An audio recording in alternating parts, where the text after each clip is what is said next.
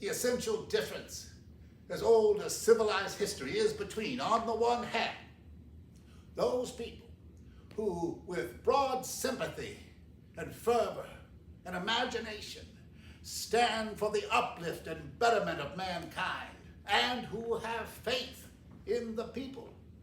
And on the other hand, those people of narrow vision and small sympathy, who are not stirred by the wrongs of others. And with these latter stand also those who distrust the people, many of whom not merely distrust the people, but who wish to keep them helpless so as to exploit them for their own benefit. Of one person in especial, the citizens of a republic should beware. And this is the person who will appeal to those who would support them on the grounds that they are hostile to other citizens of the republic, that they would secure profit for those who would elect them at the expense of other citizens of the republic. It makes no difference whether they appeal to class hatred or class interest, to religious or anti-religious prejudice.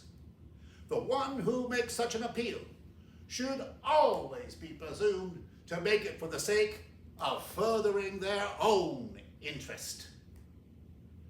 The very last thing that an intelligent, self-respecting member of a democratic community should do is to reward any public person who says they will get the private citizen something to which that private citizen is not entitled, or will gratify some emotion or animosity which that citizen ought not possess. Let me illustrate this with one anecdote from my own experience. Many years ago, I was engaged in cattle ranching on the Great Plains of the western United States.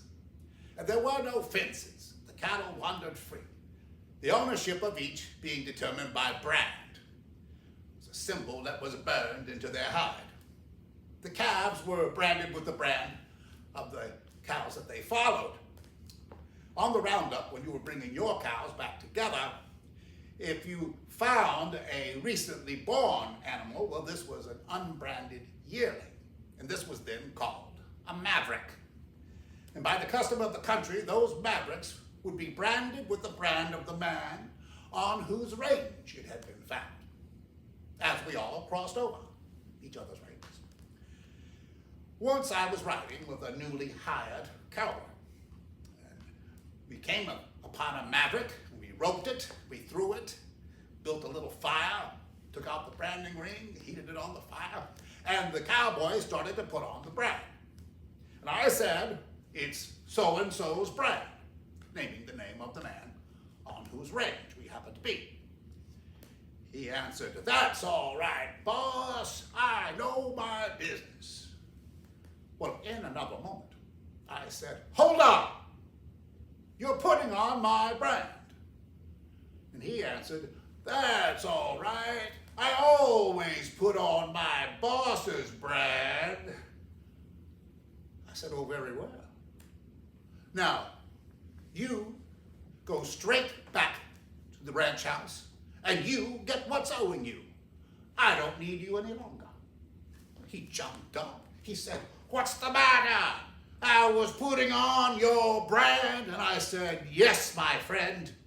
And if you will steal for me, you will steal from me." Now, the same principle that applies in private life applies in public life. If a candidate for office tries to get your vote by saying they will do something wrong in your interest, you may be absolutely certain that if it ever becomes worth their while, they will do something against your interest.